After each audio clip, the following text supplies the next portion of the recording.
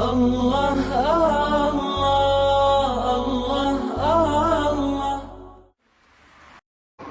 کچھ شیطان کی شکل میں، کچھ انسانوں کی شکل میں ہمیں انہوں نے، وہ کہتے ہیں کہ شیطان کو کسی نے فارغ بیٹھے دیکھا، اس نے پوچھا او بدبخت تو پکا دشمن، تو فارغ کیسا؟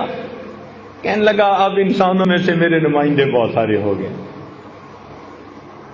اب مجھے ضرورت نہیں رہی تھی۔ تو واقعی بگڑا ہوا نفس جو ہوتا ہے نا، وہ شیطان سے بھی زیادہ برا۔ تو دیکھیے کہ اس امت کو اللہ رب العزت نے الحمدللہ کس طرح رحمت فرمائی۔ اب ذرا غور کیجئے گا، شیطانوں کو اللہ تعالیٰ نے بدوا دیا۔ یہ تو ایسا ہی ہوا نا کہ اگر لڑائی ہو جائے دو بندوں کی تو پھر جس سے خود محبت ہوتی ہے وہ پھر دوسرے بندے کو پکڑنے کی کوشش کرتا ہے، اس کو پکڑ لو تاکہ یہ میرے اس پیارے کو کچھ تکلیف نہ پہنچا سکے۔ تو اللہ رب العزت نے بھی شیاطین کو تو بندوا دیا، چل بھائی تم تو ایک طرف ہو جاؤ، اور پھر امت محمدیہ کے اوپر روزوں کو فرض فرما دیا۔ اب روزوں کو فرض کرنے کے بعد دیکھو ہوا کیا، حکمت دیکھو۔ حدیث پاک میں آتا ہے کہ روزہ دار بندہ جب روزے کی حالت میں ہوتا ہے تو اس کے لیے بلوں کے اندر چیونٹیاں، ہوا کے اندر پرندے اور سمندر کے پانی کے اندر مچھلیاں بھی مغفرت کی دعائیں کر رہی ہوتی ہیں۔ اب دیکھو مومن نے روزہ رکھا، اس کے لیے چیونٹیاں بھی دعائیں کر رہی ہیں، پرندے بھی دعائیں کر رہی ہیں، مچھلیاں بھی دعائیں کر رہی ہیں، ساری مخلوق کو دعاؤں میں لگا دیا۔ واہ میرے مولا، بخشش کے بہانے دیکھیے، شیطان کو قید کر دیا اور باقی مخلوق کو دعاؤں پہ لگا دیا، اور اس بندے کو یہ حکم دیا کہ اگر تم کھانے پینے اور بیوی کے میل ملاپ سے دن کے وقت میں طلوع صادق سے لے کے غروب آفتاب تک اگر تم بچو گے، اس کو روزہ کہتے ہیں، تو فرمایا کہ جب افطاری کا وقت ہوگا اس وقت جو بھی دعا مانگو گے ہم تمہاری دعا کو قبول فرما لیں۔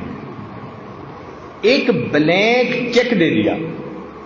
اب آپ یوں سوچیں کہ ایک بندے کو 30 چیک دے دیے جائیں اور اس کو کہا جائے کہ بھائی جو اماؤنٹ لکھو گے تمہارے اکاؤنٹ میں ٹرانسفر ہو جائے گی۔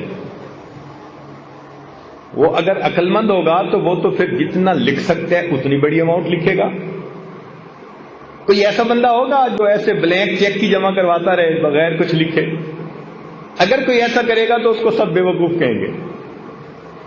اب اللہ تعالیٰ نے ہمیں 30 دن جو رمضان کے دیے، تو 30 دن افطاری کے وقت میں ہمارا ایک چیک اللہ کے ہاں جمع ہوتا ہے، اور اس چیک کے اوپر نیکیوں کی اماؤنٹ ہم لکھتے ہیں۔ ہم نے دیکھا نا، کمپنی کا بڑا ڈائریکٹر ہوتا ہے، کہیں سفر پہ جانے لگتا ہے تو اپنے جنرل مینیجر کو چیک بک ہی دے کے چلا جاتا ہے، کہتے ہیں یہ چیک بک ہے، اگر ضرورت پڑے تو پھر بینک سے تم پیسے لے لینا۔ یوں سمجھیے کہ اللہ رب العزت نے امت محمدیہ کے روزے داروں کو 30 چیک عطا فرما دیے۔ میرے بندو لکھو تم جو کہتے ہو۔ دیکھیں نا، ہم اپنے گھر کسی مزدور کو لے کے آئیں، بات ذرا سمجھنے کی کوشش فرمائیں، اور وہ 8-7 گھنٹے کام کرے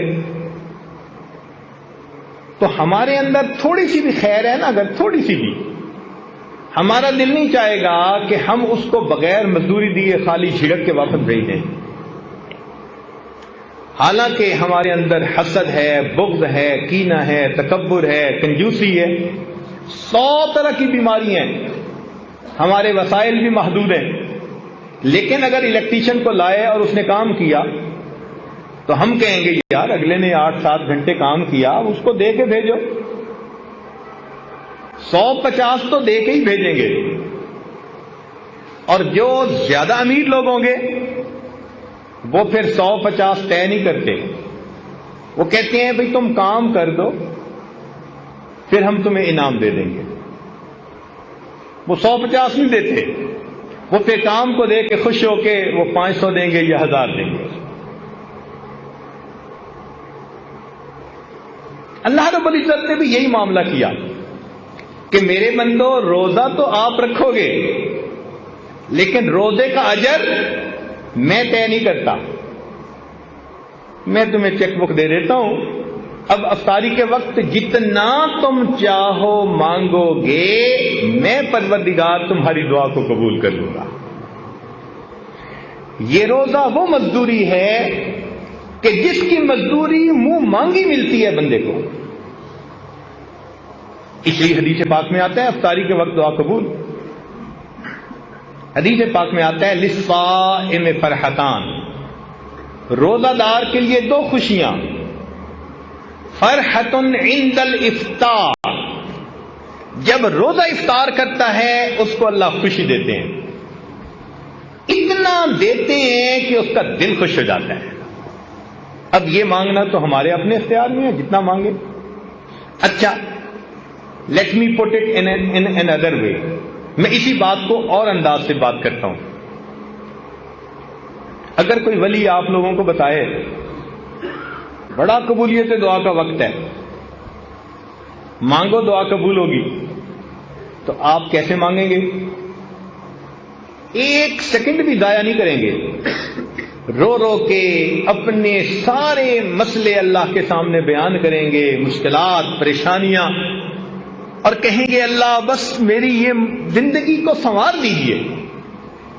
اب سوچئے اگر ایک ولی کے بتانے پر آپ اتنے شوق ذوق سے دعائیں مانگتے ہیں تو یہاں تو ولیوں کے سردار، انبیاء کے سردار، ملائکہ کے سردار، اللہ رب العزت کے پیارے محبوب صلی اللہ علیہ وسلم وہ فرما رہے ہیں کہ روزہ دار آدمی افطار کے وقت جو دعا مانگتا ہے اللہ تعالیٰ اس کی دعا کو قبول فرماتے ہیں۔ اور ہمیں کیا چاہیے؟ یوں سمجھ لیں کہ اللہ تعالیٰ نے ہمیں پھر ایک موقع اور عطا فرما دیا۔ جیسے بندے سے غلطی ہو جائے نا جی، وہ کہتے ہیں جی بس ایک چانس اور دے دے۔ بس یوں سمجھ لیں کہ اللہ تعالیٰ نے ہم پر رحمت فرمائی، ہمیں اپنی زندگی میں اپنی گناہوں کو بخشوانے کا ایک چانس اور عطا فرما دیا۔ اب دیکھیے شیطان کو قید کر دیا، چیونٹیاں، پرندے، مچھلیاں سب کو بندے کی دعاؤں پہ لگا دیا، بندے کو بتا دیا تم جو مانگو گے تمہاری دعا قبول کر لیں گے۔ اس سے کیا پتہ چلتا ہے کہ اللہ تعالیٰ کا ارادہ خیر کا ہے، وہ بخشنے کے بہانے بنا رہے ہیں۔ اب اتنا کچھ کرنے کے باوجود بھی اگر کوئی نہ مانگے تو پھر غصہ آتا ہے کہ نہیں آتا؟ کیوں جی؟ جب اتنا کسی کو موقع دیا جائے اور وہ پھر بھی غفلت کا اظہار کرے تو پھر غصہ بھی بڑا آتا ہے۔ اب ذرا میری ایک بات کو توجہ سے سننا، میں بات مکمل کرنے لگا ہوں۔ ماں کے اندر اللہ نے شفقت رکھی ہوتی ہے، محبت رکھی ہوتی ہے۔ بچے بدتمیزی کر لیں، بے ادبی کر لیں، ماں کا دل دکھا دیں، ماں پریشان ہو جائے گی، رو لے گی، بد دعا نہیں دے گی۔ بیٹے کو بد دعا کبھی نہیں دے گی۔ کیوں؟ اس محبت کی وجہ سے، اس محبت کی وجہ سے جو ماں کے دل میں ہے، اس کا دل ہی نہیں چاہتا کہ وہ بد دعا دے۔ اور اگر کوئی اس کے سامنے اس کے بچے کو بد دعا دے تو ماں سن کے برداشت نہیں کرے گی، خود ناراض ہے، خود خفا ہے، مگر بچے کی بد دعا برداشت نہیں کر سکے گی، کہے گی آپ نے میرے بیٹے کو بد دعا دی ہی کیوں؟ کیا ایسے ہی دستور ہے نا؟ اگر ایسا دستور ہے تو ذرا توجہ سے سنیے، حدیث پاک میں آتا ہے کہ نبی علیہ الصلوۃ والسلام ممبر سے نیچے تشریف لا رہے تھے، آپ نے آمین کہی۔ میں پوری حدیث پاک کا تھوڑا سا حصہ جو مضمون سے متعلق ہے وہ عرض کر رہا ہوں۔ صحابہ کرام نے پوچھا، اے اللہ کے نبی آج آپ نے یہ کیا فرمایا؟ تو فرمایا جب میں نے قدم رکھا تو جبرائیل امین میرے پاس آئے اور انہوں نے بد دعا دی، باعودہ، برباد ہو جائے وہ شخص جس نے رمضان کا مہینہ پایا اور اپنی بخشش نہ کروائی۔ اب یہ بد دعا کس نے دی؟ جبریل علیہ السلام نے۔ اور یہ بھی ذہن میں رکھیں کہ فرشتے کوئی کام خود نہیں کرتے، قرآن مجید میں ہے لا یعصون اللہ ما امرہم ویفعلون ما یؤمرون، کوئی کام خود نہیں کرتے، وہی کرتے ہیں جو پروردگار کا حکم ہوتا ہے۔ اس کا مطلب ہے کہ جبریل علیہ السلام آئے نہیں، بھیجے گئے تھے اللہ تعالی کی طرف سے۔ انہوں نے آ کر یہ بد دعا دی، برباد ہو جائے وہ شخص جس نے رمضان کا مہینہ پایا اور اس نے اپنی بخشش نہ کروائی۔ اب اس بد دعا کو سن کے نبی علیہ السلام کو امت کے اوپر کتنی شفقت تھی، رات کو سجدے میں اتنا روتے تھے، غار میں روتے تھے، دعائیں مانگتے تھے، اتنی امت کے اوپر شفقت تھی، رحمت تھی۔ تو اگر آپ بد دعا سنتے تو آپ تو سن کے تو فوراً کہتے کہ جبرائیل بد دعا میری امت کے لیے کیوں کر رہے ہو، مگر نہیں۔ حدیث پاک میں آتا ہے کہ جبرائیل علیہ السلام نے بد دعا دی اور نبی علیہ الصلوۃ والسلام نے فرمایا آمین۔ اب ذرا سمجھیے گا کہ اتنا تو رمضان میں غافل بندہ غفلت کا ارتکاب کرتا ہے کہ اللہ تعالیٰ نے بخشش کی انتہا کر دی۔ میرے بندے، میں شیطانوں کو بدوا رہا ہوں، میں تمہارے لیے پرندوں کو، مچھلیوں کو دعاؤں پہ لگا رہا ہوں اور میں تمہیں اختیار دے رہا ہوں، جو روزہ رکھ کے مانگو گے میں تمہیں دوں گا۔ پھر بھی اگر تم میری طرف متوجہ نہیں ہوتے تو اس کا مطلب ہے تم بدبخت ہو پرلے درجے کے، پھر تمہاری بدبختی میں کوئی شک نہیں۔ اب جبرائیل علیہ السلام نے آ کے کہہ دیا برباد ہو جائے وہ شخص جس نے رمضان کا مہینہ پایا اور اپنی مغفرت نہ کروائی۔ اور اللہ کے محبوب صلی اللہ علیہ وسلم نے آمین کہہ کر اس پر سٹمپ کر دی، مہر لگا دی۔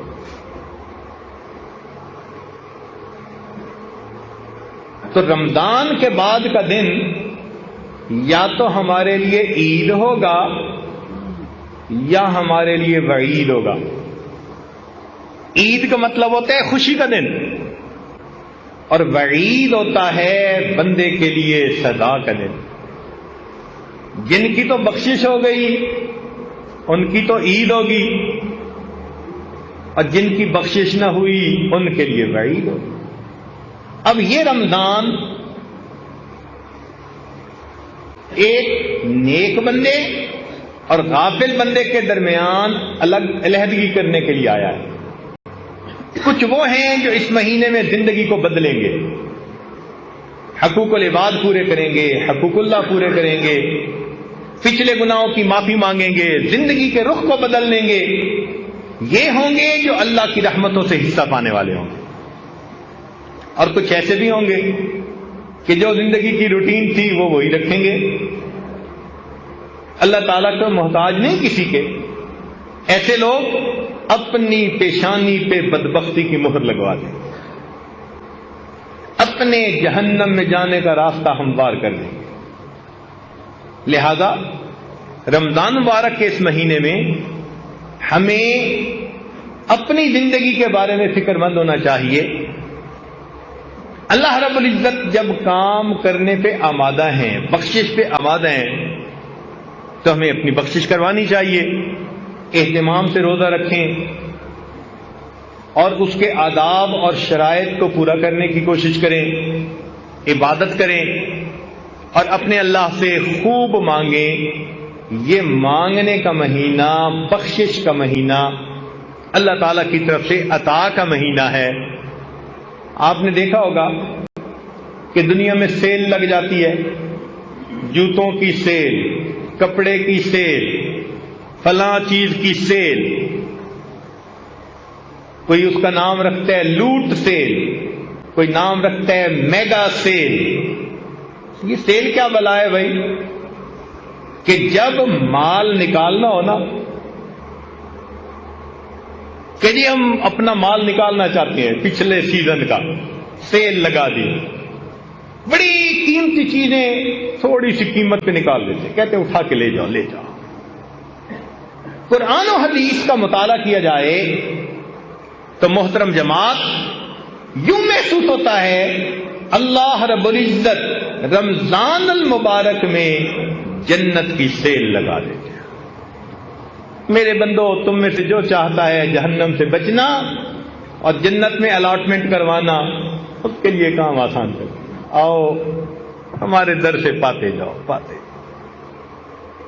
اب اس وقت میں بھی ہم اگر اللہ تعالیٰ سے یہ نعمت نہ پا سکیں تو یہ تو ہماری اپنی کم قسمتی ہوگی. اس لیے وقت کی اہمیت کا اندازہ لگائیے.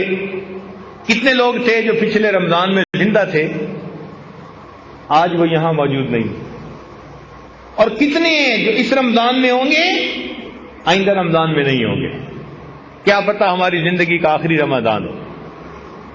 اس میں ڈٹ کے محنت کر لیجئے، اپنے رب کو منا لیجئے، اپنے گناہوں کو بخشوا لیجئے. دفتروں میں ہم نے دیکھا کہ جب افسر اچھے موڈ میں ہوتے ہیں نا تو پھر کلرک بادشاہ ایک فائل نکلوانے کے بجائے 10 فائلیں نکلوا لیتے ہیں. کہتے ہیں جی آج افسر ذرا خوش نظر آتا ہے. تو مالک الملک رمضان المبارک میں اس مہینے میں اپنے بندوں سے خوش ہوتے ہیں. روزہ دار بندوں سے بہت خوش ہوتے ہیں. اپنی زندگی کے مسائل اپنے رب کے سامنے پیش کر لیجئے، اپنے رب سے اچھے فیصلے کروا لیجئے. ہمیں اللہ نے ایک موقع اور عطا فرما دیا، اس وقت کو ضائع نہ کیجیے، کبھی بھی اس کو ضائع نہ کیجیے. اس کو وہی ضائع کرے گا الا محروم. حدیث پاک میں آتا ہے جو یقیناً محروم ہوگا نا رمضان کی برکتوں سے، وہی محروم ہے. حدیث پاک میں آتا ہے کہ تم اگر کسی کو پانی کا گھونٹ پلا دو گے نا روزے دار کو افطاری کے وقت، یا لسی کا گھونٹ پلا دو گے تو اس کے بقدر اجر اللہ تمہیں بھی عطا فرما دیں گے.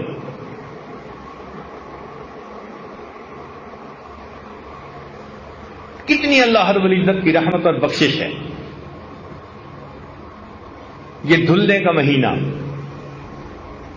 ایک ایک لمحے میں وہ برکتیں اللہ تعالی کی طرف سے اترتی ہیں.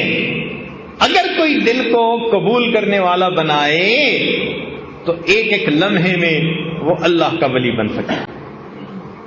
رمضان کا ایک لمحہ بندے کو ولی بنا دینے کے لیے کافی ہے. اللہ کی طرف رجوع کر لیجئے. کئی دفعہ ہم نے ہی لاک لگائے ہوتے ہیں نا دروازے کو.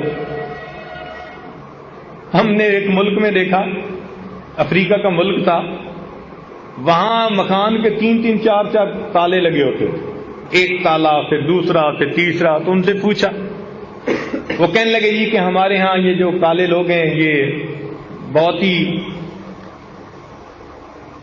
منمرضی کرنے والے لوگ ہیں، تو کئی مرتبہ یہ گھر میں گھس آتے ہیں چوری ڈاکے کے لیے.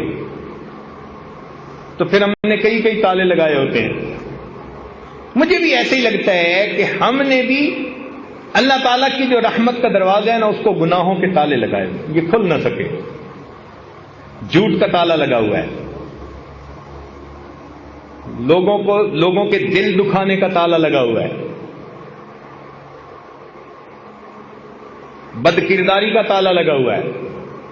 حدیث پاک میں آتا ہے کہ چند بندوں کی اللہ تعالی لیلۃ القدر میں بھی مغفرت نہیں کرتے. لیلۃ القدر میں بھی ان کی مغفرت نہیں ہوتی. ان میں سے فرمایا ایک جو دل میں دوسروں کے خلاف بغض رکھنے والا ہو, کینہ رکھنے والا. اب اگر آپ سوچیں, آج سینے کینے سے بھرے پڑے, بھائی کے بارے میں کینہ. کینے کیا مطلب؟ پنجابی میں کہتے ہیں وٹ رکھنا. بہن کے بارے میں کینہ, بیوی کے بارے میں کینہ, ماں باپ کا کینہ, ہمسائے کا کینہ. کتنے لوگ ہیں جن کا کینہ ہمارے سینے میں موجود ہے. کیسے مغفرت ہوگی ہماری؟ اسی طرح شرابی, حدیث پاک میں آتا ہے کہ جس نے شراب سے توبہ نہ کی ہو, لیلۃ القدر میں بھی اس بندے کی مغفرت نہیں کی جاتی. اسی طرح زانی, جو زنا کا عادی ہو اور اس نے توبہ بھی نہ کی ہو, اللہ تعالیٰ لیلۃ القدر میں بھی اس کی مغفرت نہیں فرماتے.